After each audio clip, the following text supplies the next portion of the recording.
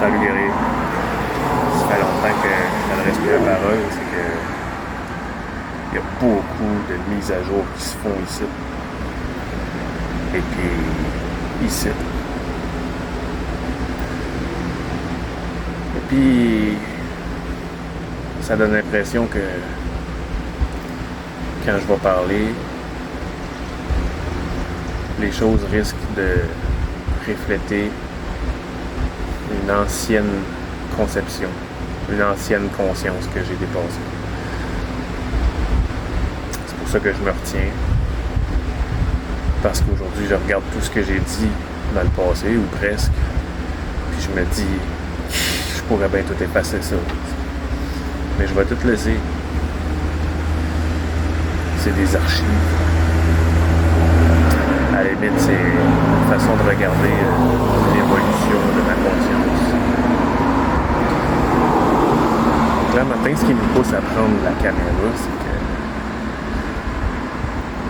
c'est ce que j'observe, ces réseaux sociaux, à l'occasion. J'y vais plus beaucoup. Je m'en porte mieux. Mais j'y vais des fois, puis avec une bonne faculté de détachement. J'arrive à regarder les choses sans trop embarquer. Ce qui me frappe beaucoup, c'est de voir à quel point on est prompt à pointer du doigt, sans réaliser que quand on pointe du doigt quelqu'un, on en a trois qui nous pointent nous-mêmes. Ces trois-là. Moi, je pointe lui là-bas. Il y a un comportement qui me dérange. Et ce comportement-là que je vois, c'est un reflet de mon intérieur à moi. Souvent, puis je parle au jeu pour rester poli et écoutable, parce que quand on parle des autres, les autres se sentent trop pointés du doigt, attaqués automatiquement, ils se font un blindage, puis le message passe pas. Fait que je vais parler au jeu. De toute façon, tout ce que je vois qui me dérange reflète ce qui est à l'intérieur de moi. Ça fait que je veux le guérir à l'intérieur de moi pour que ça se guérisse autour de moi. Donc, quand je pointe du doigt quelqu'un, parce qu'il y a un comportement qui me dérange, en vérité, ce que je vois, c'est un reflet de mon intérieur qui fait pas mon affaire. Quelque chose qui ne fit pas avec ma conception de ce qui est bien, mais que je fais quand même. Puis là, je le vois chez les autres. C'est là pour me montrer que c'est encore en dedans de moi et qu'il faut que je le guérisse. Fait que là, ce que je vois beaucoup, c'est des gens qui accusent les autres de des comportements inacceptables selon leur conception des choses, puis qui y vont de commentaires qui sont 4 fois pires.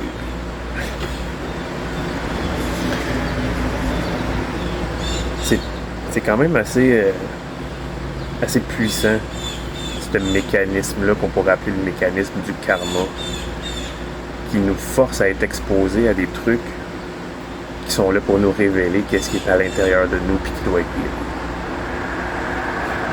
Fait que quand tu vois quelqu'un qui a un commentaire qui te semble être misogyne, ok, peut-être que tu te trompes. Peut-être que c'est de l'humour. Peut-être que c'est une forme de discours qui vise à attirer une certaine réponse qui te dépasse parce que tu la comprends pas, parce que toi t'accroches juste au fait que c'est misogyne puis ça fait pas ton affaire parce qu'on est plus supposé d'être là en 2021 pardon.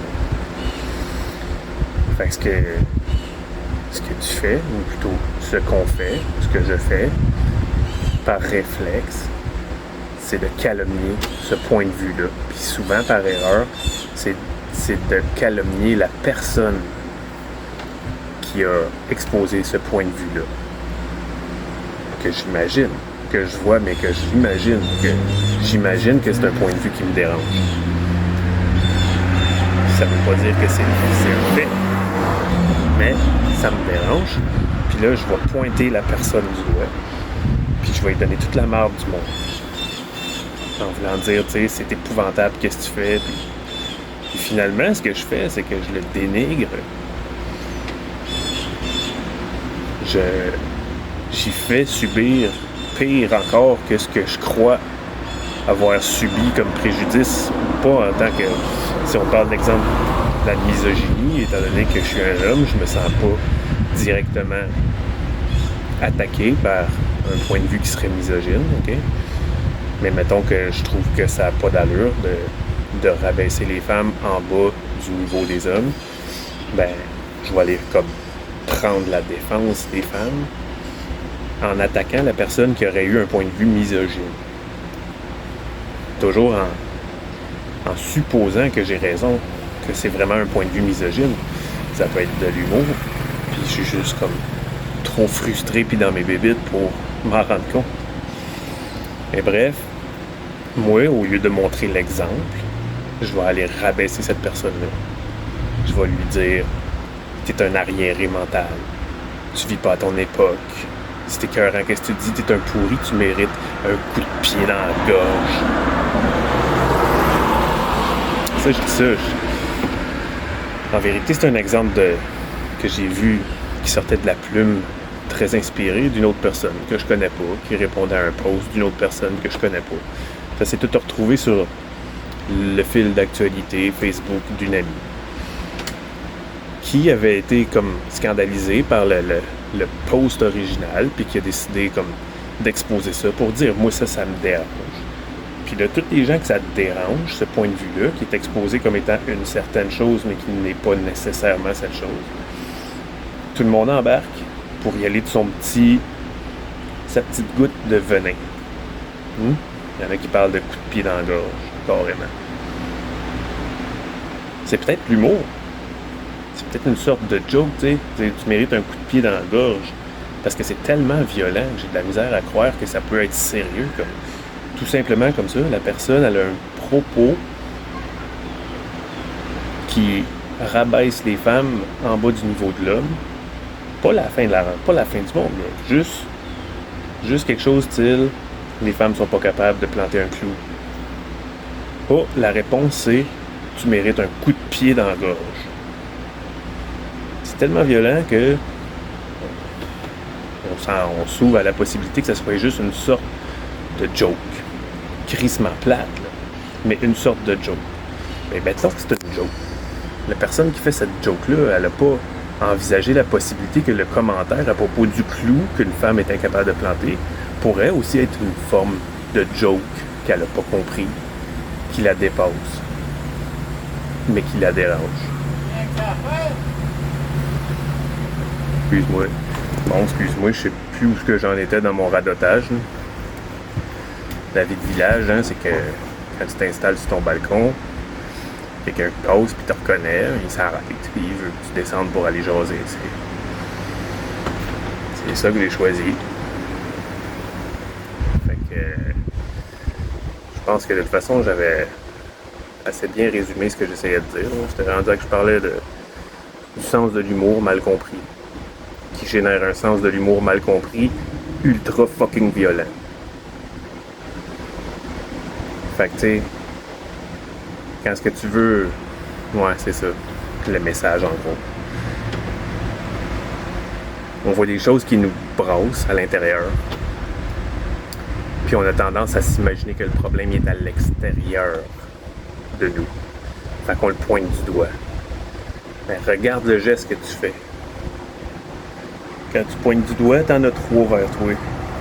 C'est ces 3 doigts-là qui sont là pour te montrer 3 fois où ce qui est le vrai problème. Il est en toi. Quand quelque chose te brasse à l'intérieur, il faut que tu guérisses qu'est-ce qui est à l'intérieur. Puis ça va se refléter autour de toi. Tu seras plus exposé à ça après l'avoir guéri en toi. Fait que c'est la petite leçon karmique ou leçon, c'est un peu prétentieux, disons que c'est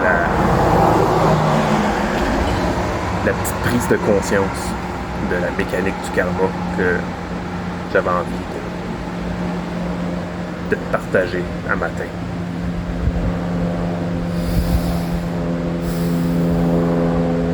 Avec un exemple très anodin.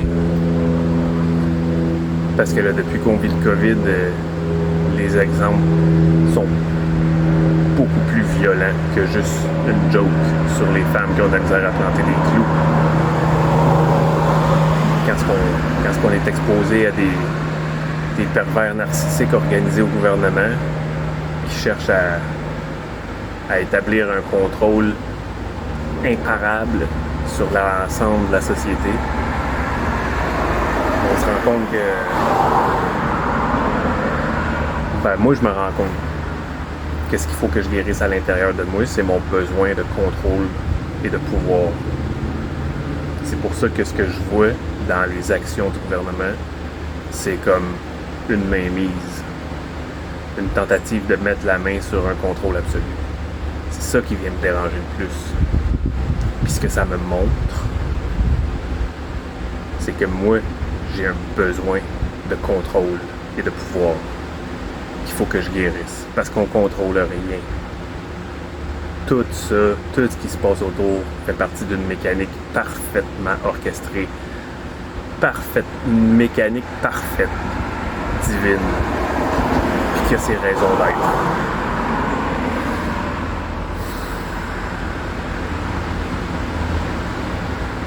J'arrête ça là. Je te souhaite une bonne journée, guerrier. Médite là-dessus.